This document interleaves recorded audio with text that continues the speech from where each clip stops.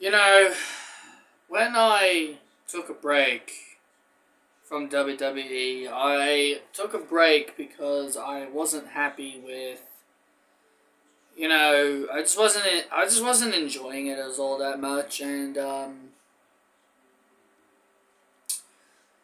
I promised a review of the Royal Rumble, and I said I would only do that if the show was interesting enough and enjoyable enough to the point where I can do it.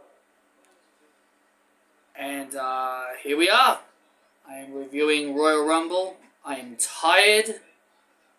I am exhausted. I just want to lie down. My throat and voice is actually really tired. So, I'm giving it to you guys now. And I have to be honest with you guys. This is possibly the most fun I've actually had in a long time when it came to watching WWE. Mainly because of the Royal Rumble matches. I didn't really care about Wyatt versus LA Knight and Belair versus Bliss. The matches just did nothing for me. And the Universal title match with Kevin Owens was fantastic. And the ending where Roman and the Bloodline, where Sami finally turned on Roman Reigns to protect his friend, it was just really good. It was just really good. So, yeah, I personally had a lot of fun with it. Greetings, wrestling fans. We're back at it once again. Possibly a one-off. I don't know if I'll go back to doing these full-time, but I will give you guys this review as I promised to give one. So, here are my overall thoughts and opinions on the Royal Rumble 2023. We had the men's Royal Rumble kick us off. We had Gunther and Sheamus as our opening pair in the Royal Rumble match. And Gunther breaks the all-time record, breaks Rey Mysterio's record of longest time in the Royal Rumble match, which I thought that was really good. I'm not going to go over the entrances, but I just want to point out that Karrion Kross was the second man overall eliminated, and I remember people saying that, when Karrion lost on SmackDown, it was going to build him up and then he's going to dominate the Royal Rumble. Yeah, he dominated the Royal Rumble by having 0 eliminations and lasting 4 minutes and being the second guy eliminated from the match. Karrion Kross is a bum. The Miz was the first guy eliminated, which I personally had a lot of fun with that. But overall, we had a lot of other things here as well. We've had some first timers in the Royal Rumble. Brock Lesnar came out. He pretty much eliminated like 3 people in the whole match, which poor old Chad Gable had to be one of them. And Angelo and Santos Escobar happened to be the other ones. Sheamus had a pretty good run in the Rumble as well, and so did McIntyre. Seth freaking Rollins also had a good Rumble where he was involved for about 37 minutes at entrant number 15. Baron Corbin got eliminated in 7 seconds because I just thought that was really funny. I thought that was pretty funny. Rey Mysterio didn't even compete because he got taken out by Dominic, we assume. I thought it was Karrion that took him out, but I'm guessing it was Dominic. We also had Booker T make a one-off appearance here as he gets eliminated in 42 seconds by Gunther. And we get Edge coming back as well. Like I said, I'm not going to go over individual entrances, I'm just going to talk about some of the big highlights. Why is Edge still feuding with the Judgment Day? I just want to point this out. Why? Like, I know I don't care about Edge, but you're hammering something to death at this point. You're hammering it to death at this point. Why is Edge still feuding with the Judgment Day? It's ridiculous. It's ridiculous. Like, when did the Judgment Day turn on Edge? Around about June, July? The fact it's still going on is absolutely ridiculous to me. It was ridiculous to me, and I really didn't like it. I mean, I don't care about Edge in the first place, but I mean, come on. Why is he still feuding with the Judgment Day? It's stupid. What else was stupid is that we had Logan Paul in the Royal Rumble match. I just don't see what's so special about this guy, and I don't know why this guy continues to get opportunities like this. First he gets an undeserving Universal Championship match, then he gets a ridiculous WrestleMania match with The Miz, then he gets like a SummerSlam match against The Miz. Friggin' Logan Paul talks about how he wants to be a good guy. He says he doesn't like being a heel. Well, guess what, buddy? You eliminating Seth Rollins, of all people, aren't really going to get the crowd to really cheer you. And that's the thing I didn't like. Why did Logan Paul have to eliminate Seth Rollins, of all people? It's really stupid. It's really stupid. I really didn't like it. I think it was I thought it was a waste. It was really a waste of time. Cody Rhodes was entrant number 30. Now, I will be honest, I wasn't the biggest fan of Cody being number 30.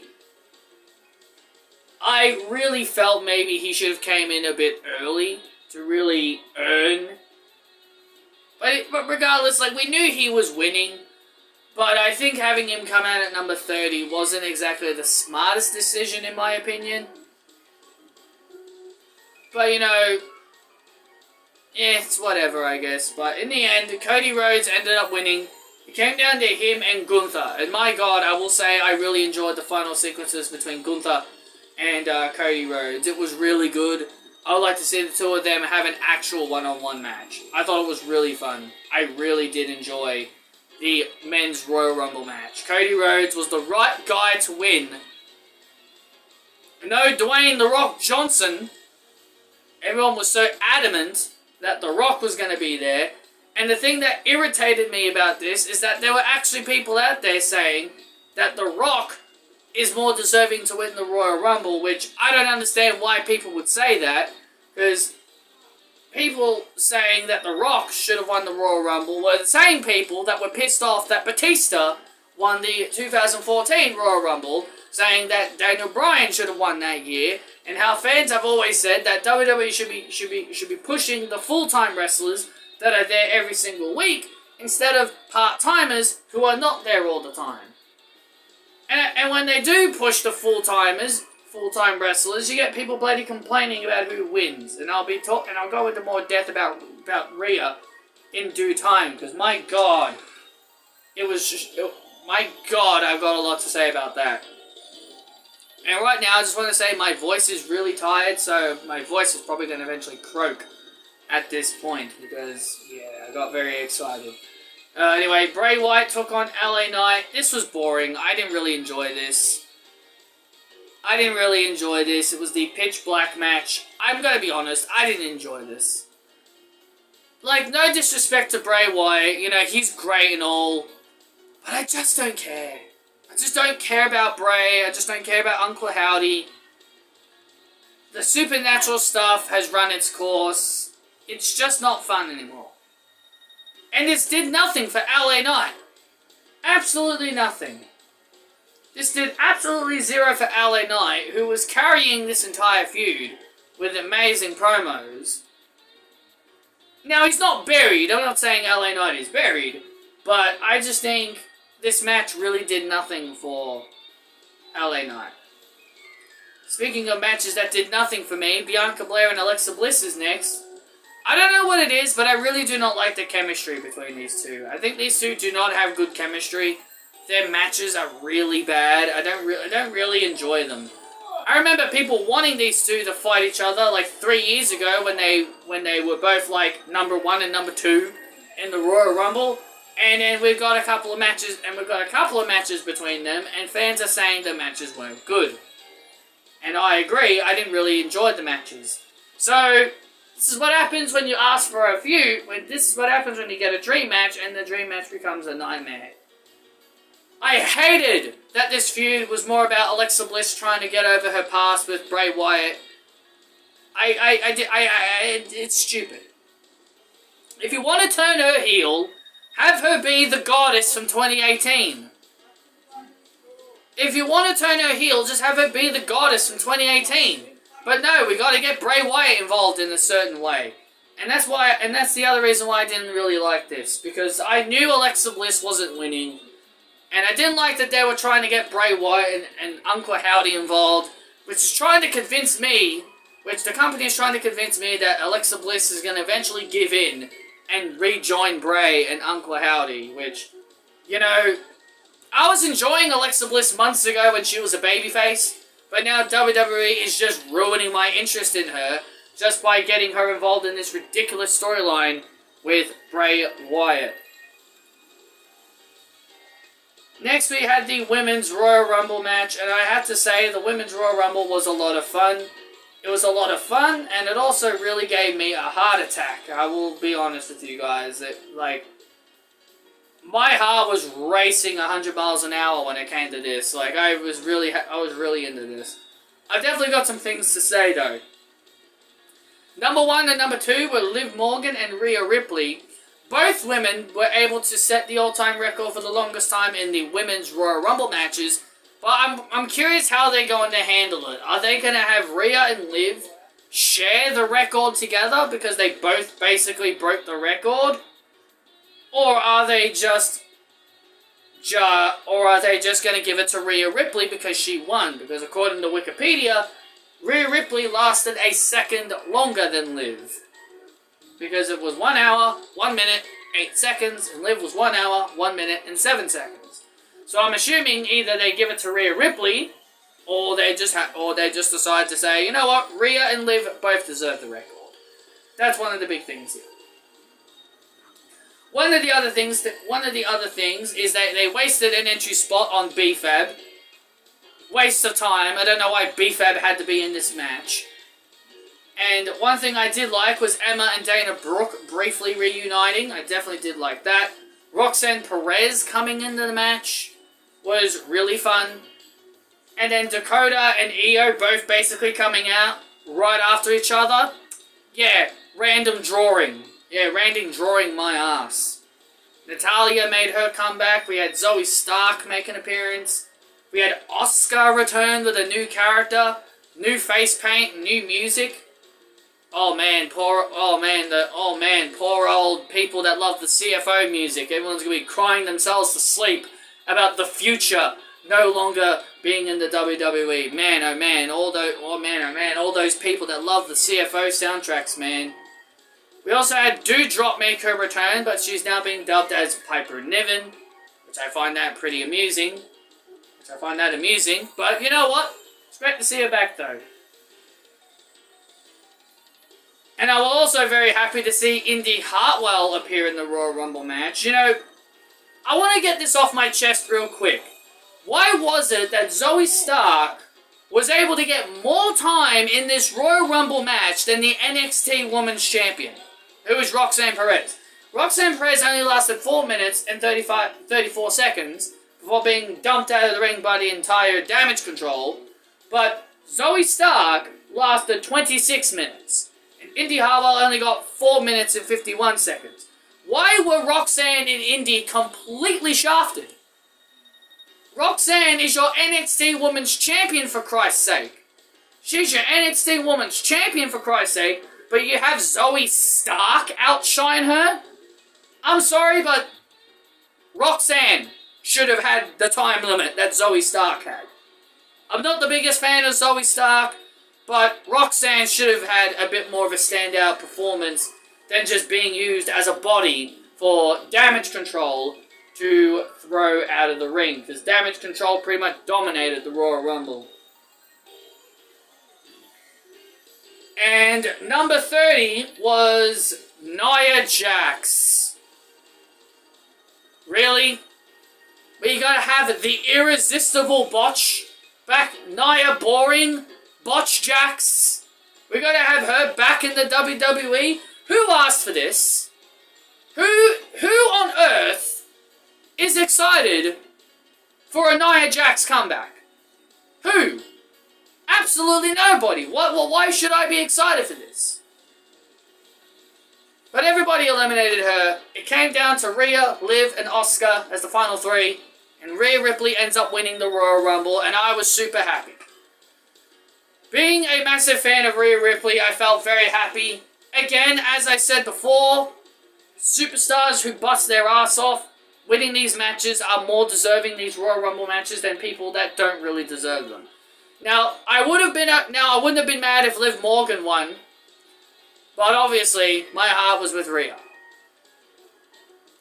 You know, I don't care if people do not like Rhea Ripley, but I swear to Christ, people were just calling this Women's Royal Rumble match the worst Royal Rumble match of all time, only because Rhea Ripley was the person that won the entire thing. Like, really? You're gonna call it the worst Royal Rumble because Rhea Ripley, someone you don't like, won the Royal Rumble? Listen, you don't have to like that person, but at least commend them for their great effort. I don't want to yell, I don't want to raise my voice, but it infuriates me so much that fans say, give someone new a go. When they want someone new, when they want someone fresh, a full-time wrestler who busts their ass off that actually deserve the Royal Rumble, and then when they do that, people still complain. All because it's not someone who you wanted. I get it, I would have been like that too. But still, even if Rhea Ripley didn't win, I would have been proud with her performance. I would have been really proud of her, and I wouldn't have been upset. I wouldn't have been upset if she lost, because I would have been proud of her, because she made it so far.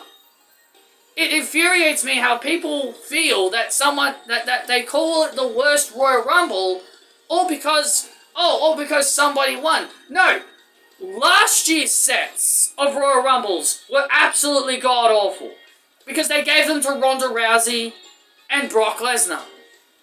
That is what you consider the worst Royal Rumbles of all time. Giving the Royal Rumble to two undeserving superstars who did not deserve to win it. This year's Royal Rumble winners were the best Royal Rumble winners, and in my opinion, these two Royal Rumbles were the absolute best Royal Rumbles I've seen in a long time. The right winners were made, whether you like it or not. And this year is the year of Rhea Ripley, whether you like it or not. Our main event was Roman Reigns versus Kevin Owens for the Universal Championship. Roman Reigns obviously emerged victorious here. Really nothing to say there. But the interesting part was the ending. Sami Zayn turns his back on Roman Reigns, finally turning face for the first time since 2017. And honestly, I told you guys this from the start. I've been saying it from the very beginning.